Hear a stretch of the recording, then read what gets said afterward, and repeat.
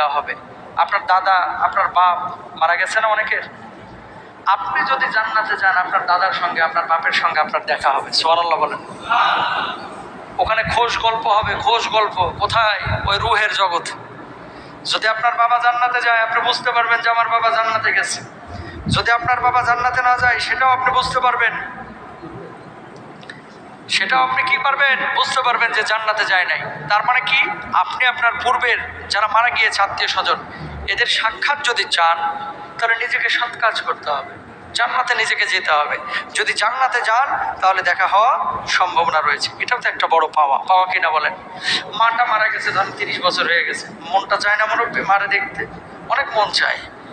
চান না আপনি যে আপনার মাটা জান্নাতে যাক? অবশ্যই আপনি চান। সে মার সঙ্গে দেখা হবে, সে দাদার সঙ্গে দেখা হবে। ফেরেশতারা নিয়ে যে জান্নাতি পরিবেশে যখন রূহগুলো ছেড়ে দিবে, এই রূহের সঙ্গে আরেকজন রূহের দেখা হবে যারা পূর্বে চলে গেছে। জিজ্ঞেস করবে, পৃথিবীতে আমার ওই ছোট ছেলেটা কি হয়েছে রে, আমার ওই বড় ছেলের কি অবস্থা, আমার ওই ভাইপোর অবস্থাটা কি, এরকম জিজ্ঞেস হবে। ফেরেশতারা তখন ওই রূহগুলোকে বলবে, ওই থাম, একে এগুলো জিজ্ঞেস করিস না। দুনিয়ার ঝঞ্ঝাট থেকে মুক্ত হয়ে কেবল এই রূহের জগতে আসছে, তার শান্তি পায়, মানে তারা শান্তির পরিবেশে যাইতে দে, তাকে বিশ্রামের সুযোগ দে। বলুন সুবহানাল্লাহ। আল্লাহ তাআলা পরিস্থিতি করে দেবেন।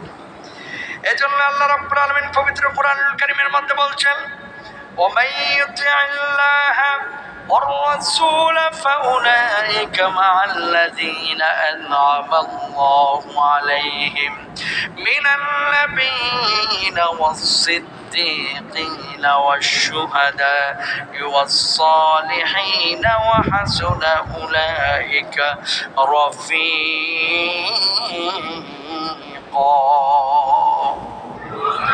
আল্লাহ রাব্বুল আলামিন বলছেন, আর যে কেউ আল্লাহ ও তার রাসূলের আনুগত্য করবে সে তাদের সঙ্গে হবে যাদেরকে আল্লাহ নিয়ামত দান করেছেন। তারা হলেন নবী, সিদ্দিক, শহীদ এবং সৎ কর্মশীল ব্যক্তিবর্গ, আর তাদের সান্নিধ্যই হবে উত্তম। বলুন সুবহানাল্লাহ। এরপর আল্লাহ রাব্বুল আলামিন আরো বলছেন, ওয়ালা তাহসাবাল্লাযীনা قتلوا في سبيل الله أمواتا بل أحياء عند ربهم يرزقون। الله أكبر। আর যারা আল্লাহর পথে নিহত হয় তাদেরকে তোমরা মৃত মনে করো না, বরং তারা তাদের রবের নিকট জীবিত ও জীবিকা প্রাপ্ত। যারা শহীদ হয়েছে এদেরকে জান্নাতে খাবারও দেওয়া হয়। আপনি মনে করেন যে কবরে শুয়ে রয়েছে, এদেরকে কি দেওয়া হয়? খাবারও দেওয়া হয়।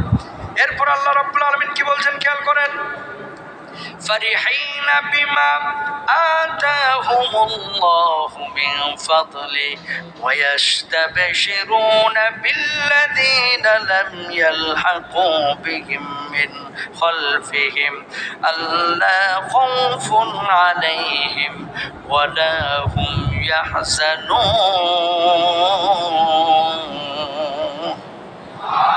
আল্লাহ রাব্বুল আলামিন তাদেরকে কি বলছেন খেয়াল করেন, আল্লাহর নিজের অনুগ্রহ থেকে তাদেরকে যা দান করেছেন তাতে তারা আনন্দ উপভোগ করছে। আর তাদের পরে আসা এখনো যারা তাদের সাথে মিলিত হয়নি তাদেরকে নিয়ে আনন্দ প্রকাশ করে, কারণ তাদের কোনো ভয় নেই, তারা চিন্তিত হবে না। অর্থাৎ পরবর্তী যে বন্ধুবেলা যারা এখনো মরে নাই, এগুলো যারা মারা যাবে আল্লাহ তাআলা তাদের সঙ্গে মিলনের ব্যবস্থা করে দিবেন। সুবহানাল্লাহ। আরো জোরে বলেন। প্রমাণ দেখছেন? তার মানে কি হবে? যদি জান্নাতে যান, যার আশা করেছিলেন আল্লাহ তাআলা তার সঙ্গে মিলনের ব্যবস্থা করে দেবেন। সুবহানাল্লাহ বলেন। প্রিয় ভাইরা আমার, তবে এমন কিছু রূহ বা আত্মা আপনারা পাবেন দেখতে, যে আপনার আগে মারা গিয়েছে, খুব আশা ছিল তার সঙ্গে দেখা হবে। আপনি জান্নাতি বাগানে যখন যাবেন, আপনার রূহটা যখন থাকবে, অনেক খোঁজাখুঁজি করবেন, কিন্তু আপনি ওই রূহের দেখা পাবেন না। তখন ফেরেশতাদেরকে আপনি জিজ্ঞেস করবেন, কি ব্যাপার, ওই রূহটা গেল কোথায়? তখন ফেরেশতারা আপনারা জানাবেন যে ওই রূহটা হচ্ছে জাহান্নামের মধ্যে গেছে, যেহেতু সৎ কাজ করে নাই আল্লাহ তাআলা তারা জাহান্নামে ঢুকিয়েছেন। তুমি তার চিন্তা করো না, বরং আজকে তোমার জন্য সুখ আর সুখ, তোমার সুখ তুমি ভোগ করো। বলো সুবহানাল্লাহ।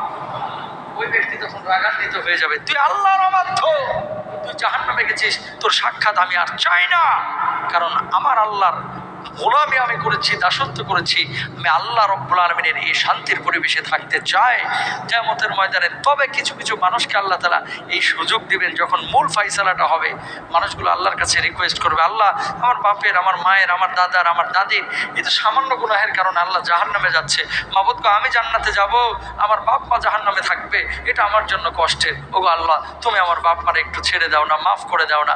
বান্দা যখন এইভাবে আল্লাহর কাছে আকুতি করবে, অনেক মানুষকে আল্লাহ সুবহানাহু ওয়া তাআলা ক্ষমা করে দিবেন এবং তার সঙ্গে জান্নাতে দিয়ে দিবেন। এই জন্য আমরা বলি কি, প্রত্যেকটা ফ্যামিলি থেকে অন্তত 2-3 জন, কি অন্তত 2-3 জন, সবারই জন্য জান্নাত দরকার, অন্তত 2-3 জনও যদি যায়, হয়তো আল্লাহর কাছে রিকোয়েস্ট করে আল্লাহ মাফ করে দিতে পারেন। আল্লাহ মাফ করলে কি কোনো সমস্যা আছে? আল্লাহর কোনো ক্ষতি আছে? আল্লাহর জান্নাত কি 1200 স্কয়ার ফিটের? কথা কয় না। আল্লাহর জান্নাতের অভাব আছে? নাই।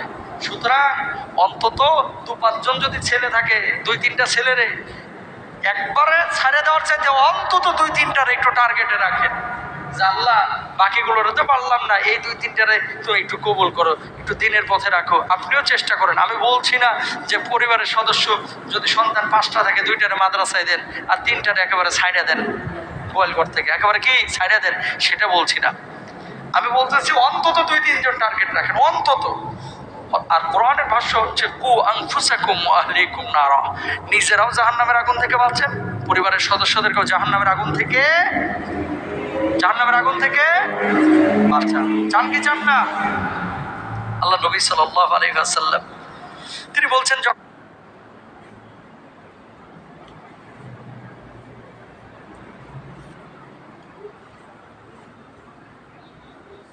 Samsung Galaxy A56 versus Vivo V50. Which of these two is better for portraits?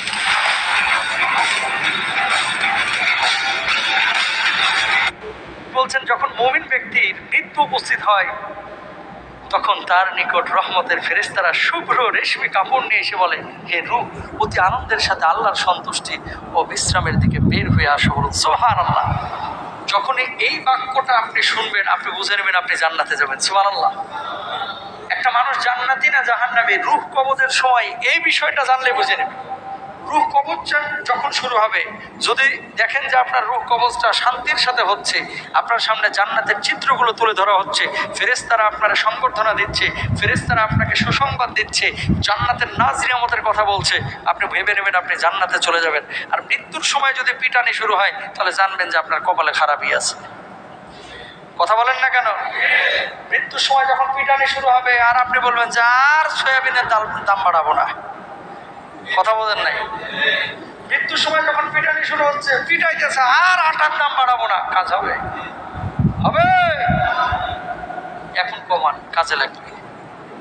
এখন কমান। কালকে রাত্রে পুরা আমার বাড়ির আশপাশে পাউরুটি খুঁজে পাইলাম না কোনো বেকারি। কথা কয় না, কি খুঁজে পাইলাম না। আমি বললাম কি কারণটা, কি ঘটনা কি? কয় 3 দিন ধরে রুটিওয়ালারা আসে না। কেন? আটার দাম বাড়াইছে। আটার দাম বাড়াইছে, রুটির দাম বাড়াক?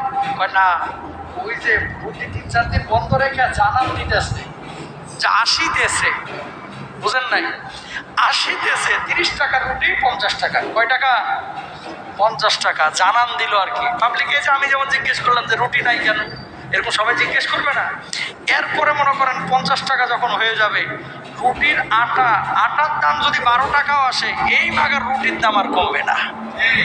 কথা বলে না? আছে না নাই? ওই সময় ফেরেশতা পিটাইবার বলবে আর রুটির দাম বাড়াবো না, আর আটার দাম বাড়াবো না, কাজ হবে? আমার আল্লাহ তাআলা বোঝার তৌফিক দান করুন।